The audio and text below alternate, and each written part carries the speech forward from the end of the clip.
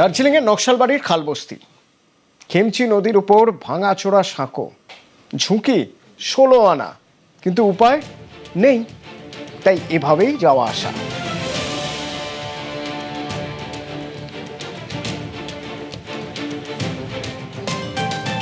কোনো মতে এই বস্তাগুলোর উপর দিয়ে উঠে তারপরে এই সাঁকো দিয়ে যাওয়া আসা করতে হয়।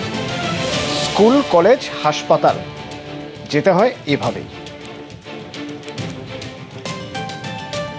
প্রাণের ঝুঁকি নিয়েই যাতায়াত করতে হয় এই গ্রামের বাসিন্দাদের।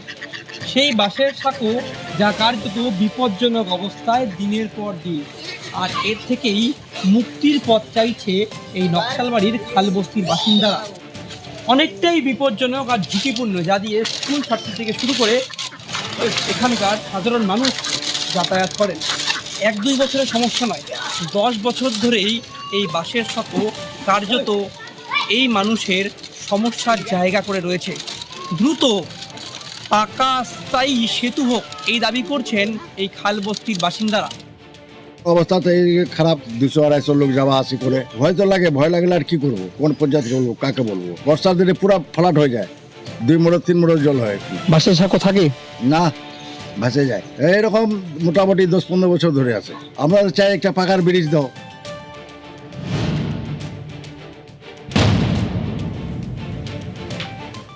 জলপাইগুড়ির জমিদার পাড়া, এখানে ধরধরা নদী, আর এই নদী পেরোতে সাঁকো। তা সেই সাঁকোর চেহারা যদি আপনি দেখেন তাহলে চোখ কপালে উঠবে।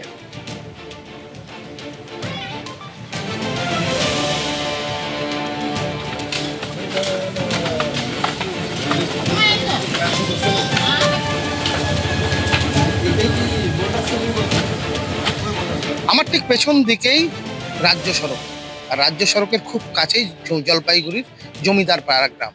এই গ্রামের মানুষের ভরসা এই বাঁশের সাঁকো। এই বাঁশের সাঁকো যখন বর্ষায় ভেঙে যায়, গোটা গ্রাম বিচ্ছিন্ন হয়ে পড়ে।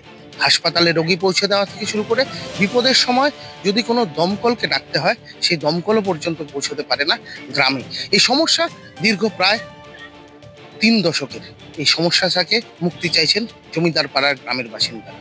বিগত সরকার করেনি, নতুন সরকার করবে সেই আশায় এখন দিন গুনছেন তারা।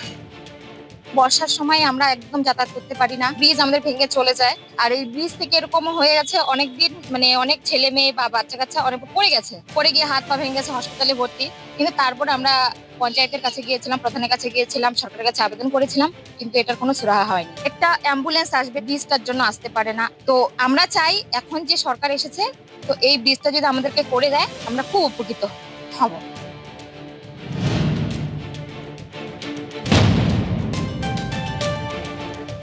ঘাটাল, পশ্চিম মেদিনীপুরের ঘাটাল মানেই বর্ষাকালে বন্যা। ভাঙা কালভার্টের উপর বাঁশ ফেলে ঝুঁকির পারাপার। পরিস্থিতি এমন যে অ্যাম্বুলেন্সও ঢুকতে পারছে না গ্রামগুলোয়। 5-5টা গ্রাম এভাবেই। এখান দিয়ে অ্যাম্বুলেন্স যাবে কিভাবে? তাহলে ভাবুন, যদি কোনো মুমূর্ষু রোগী থাকে তাকে কিভাবে এখান দিয়ে নিয়ে যাওয়া হয়।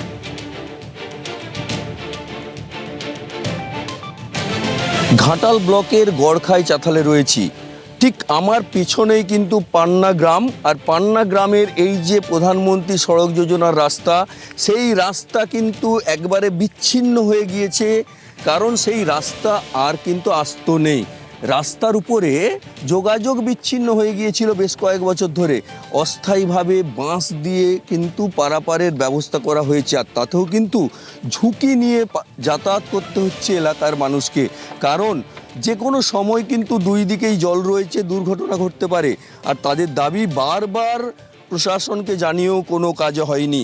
তবে এইবার রাজ্য সরকার পরিবর্তন হয়েছে, তারা চাইছেন বর্তমান রাজ্য সরকার তাদের জন্য কংক্রিটের ব্রিজ তৈরি করুক। আমাদের তো এইটাই যাতায়াত, সবাইকেই তো বলা হচ্ছে বাগানোর জন্য। আমরা চাইছি এটা যা হইলে তো ভালোই হয়। বিশাল কষ্ট হচ্ছে, কি বলবো। প্রত্যেকবারে বলছে যে সরকার হলো 15 বছর করে দেবো, কিন্তু আজকাল লজ্জাজনক কথা, প্রধানমন্ত্রী সড়ক যোজনা রাস্তার মাঝখানে খানা থাকে কি করে? সরকারে কি দেখার চোখ নেই? বহু জায়গার লোক যাতায়াত করছে, এটা মেন রাস্তা একটা।